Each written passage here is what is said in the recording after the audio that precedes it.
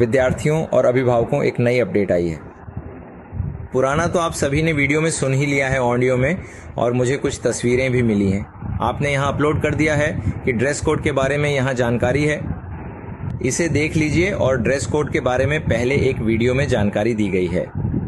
अब आपको exam centre पर जाने से पहले क्या तैयारी रखनी है, तो एक एडमिट कार्ड आपका होना चाहिए।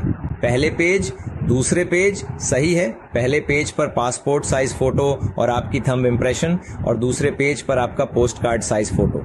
आपका आधार कार्ड वैध और असली होना चाहिए, और एक पासपोर्ट साइज फोटो वहां अटेंडेंस शीट पर चिपकाने के लिए। और चौथी चीज, आपकी पानी की बोतल, ट्रांसपेरेंट पानी की बोतल, उसमें ORS डालो, चीनी डालो, लेकिन पानी साफ दिखना चाहिए।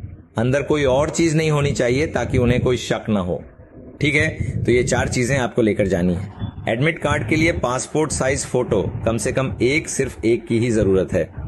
एक रखो, ज्यादा भी रख सकते हो, कोई दिक्कत नहीं, लेकिन एक की जरूरत है। और आपका ओरिजिनल आधार कार्ड और पानी की बोतल, ये 4 चीजें लेकर आपको जाना है। OMR शीट का नमूना दिया गया है, तो इस OMR में आपको अपना रोल नंबर भरना होगा। टेस्ट बुकलेट, जो प्रश्न पत्र पर बुकलेट नंबर होगा, वह आपको यहाँ भरना होगा अगर आपका नाम है। रनिंग हैंड राइटिंग में आपको अपना नाम लिखना है। माँ का नाम है, पिता का नाम है, और छात्र का सिग्नेचर है, और छात्र के बाएं हाथ के अंगूठे का निशान है। इन्विजिलेटर अगर 1:50 है, तो जब भी ये शुरू होने से पहले एक साइन करेगा, और एक साइन जब आप पूरा करोगे तब करेगा। इसका ध्यान रखना।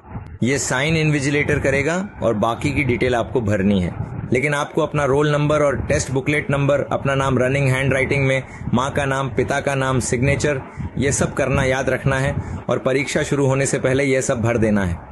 2 बजे से पहले आपको अपना काम पूरा कर लेना है। अब अगला अपडेट ये है कि हमने एडमिट कार्ड के बारे में बात की थी, तो एडमिट कार्ड जो है वह जमा करवा देना है।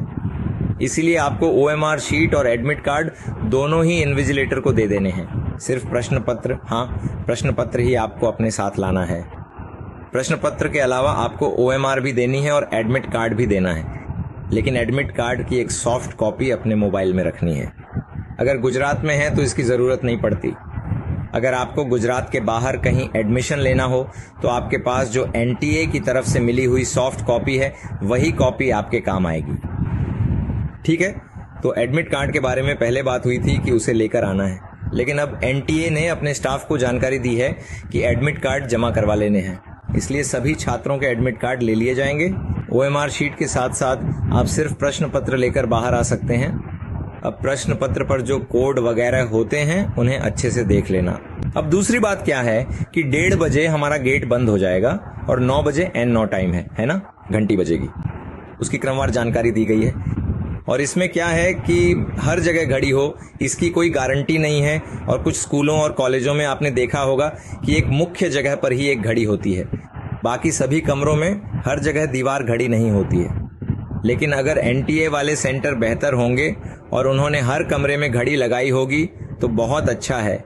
लेकिन यह जरूरी भी नहीं है कि उन सभी का समय बिल्कुल सही हो। लेकिन इसके लिए उन्होंने 1 घंटी सिस्टम रखा है कि आपके परीक्षा केंद्र में घड़ी हो या न हो, आपको घंटी सिस्टम के जरिए जानकारी मिल जाएगी। 1:30 बजे जब गेट बंद हो जाएगा तब एक लंबी घंटी बजेगी। लंबी घंटी बजेगी, अगर लगातार घंटी बजे तो समझ लेना कि गेट बंद हो गया है। फिर एक 50 बजे है ना, एक बार घंटी बजेगी। सिर्फ एक ही घंटी एक ही बार बजेगी। इसका मतलब ये हुआ कि अब टेस्ट बुकलेट आपको बांटी जाएगी। जब आपको टेस्ट बुकलेट बांटी जाएगी, है ना, अगर वह एक पेपर कवर में होगी तो आपको उसे वैसे ही रखना है, लेकर उसे खोलना नहीं है। पहले उसे ले लेना है और उसके अंदर OMR शीट भी होगी और आपका प्रश्न पत्र भी उसमें रहेगा। 1:50 पर जब ये एक बार घंटी बजेगी तब आपको यह टेस्ट बुकलेट OMR शीट के साथ दी जाएगी। फिर 1:55 पर जब डबल घंटी बजेगी तब आपको जो टेस्ट बुकलेट मिली है और जो कवर आया है उसे फाड़ना है और खोल लेना है और अपनी OMR शीट और टेस्ट बुकलेट प्रश्न पत्र निकालना है। लेकिन आपको बहुत सावधानी से उसे फाड़ना है ताकि OMR शीट फट न जाए। जल्दीबाजी में OMR शीट को फाड़ मत देना, इसलिए आपको धैर्यपूर्वक वह लिफाफा खोलना है और उसमें से OMR शीट और टेस्ट बुकलेट निकालनी है। 1:55 पर आपको यह काम करना है जब डबल घंटी बजेगी। लंबी घंटी कब बजेगी? जब 1:30 बजे गेट बंद हो जाएगा। उसके बाद सिंगल घंटी कब बजेगी? जब OMR शीट बांटी जाती है और 1:55 पर डबल घंटी बजती है तब आप उसे खोल सकते हैं, और जैसे ही 2 बजे परीक्षा का समय शुरू होता है तब लंबी घंटी बजती है। लंबी घंटी बजते ही समझ जाना कि अब हमें शुरू कर देना है। इसीलिए आपको फिर टेस्ट बुकलेट पढ़नी है, और जैसा मैंने आपको पहले बताया था उस तकनीक से इसके पहले वाला वीडियो ज़रूर देख लेना। उसी तकनीक से आपको प्रश्नों के उत्तर OMR शीट में भरने होंगे। फिर जब 3 बजते हैं और 1 घंटा हो जाता है तो एक सिंगल घंटी बजेगी। वह आपको जानकारी देने के लिए है कि भाई 1 घंटा हो गया है। फिर 4 बजे एक और सिंगल घंटी बजेगी, जिससे पता चलेगा कि अब 4 बज गए हैं, और 4:30 बजे फिर एक सिंगल घंटी बजेगी कि अब आधा घंटा बाकी है, और फिर 4:45 पर एक घंटी, एक सिंगल घंटी बजेगी। इसका मतलब यह है कि अब 15 मिनट बचे हैं, और कहीं लिखा था कि 4:45 की जगह 4:55 बजेगी। अब 4:45 पर यानी 4:45 बजे बजेगी या 4:55 पर, यह आपको खुद पता चल जाएगा, क्योंकि मेरे पास 2 बातें लिखी हुई आई हैं। एक जगह 4:30 लिखा है और एक जगह 4:55 लिखा है। नहीं, एक जगह 4:45 लिखा है और एक जगह 4:55। तो ये 4 4:30 वाली तो सिंगल घंटी है, सही है, और 4:45 वाली भी सिंगल घंटी है। लेकिन ऐसा है कि दरवाज़ा बंद कर दिया जाएगा ताकि कोई भी छात्र बाहर ना निकल जाए। सभी की OMR शीट और एडमिट कार्ड लेने के लिए वे लोग दरवाज़ा बंद करेंगे। अब वे 4:30 बजे करें या 4:55 बजे करें, ये आपको पता चल जाएगा कि वे लोग दरवाज़ा बंद करें, और फिर आप 5 बजे तक लिख सकते हैं। लेकिन वे लोग दरवाज़ा 4:45 या 4:55 पर बंद करेंगे, तब सिंगल घंटी बजेगी, और जब 5 बजेगा तब लंबी घंटी बजेगी कि अब समय खत्म हो गया है, समय समाप्त हो गया है। समझ गए? 9 घंटियां इस तरह से बजेंगी कि आपको समय का पता चल जाए, भले ही आपके पास घड़ी ना हो। अगर 1:30 बजे लंबी घंटी बजे तो गेट बंद, फिर 2 बजे लंबी घंटी बजेगी यानी आपका एग्जाम शुरू, और 5 बजे लंबी घंटी बजेगी यानी आपका एग्जाम खत्म। और अब 1:50 पर सिंगल घंटी, वो किसके लिए?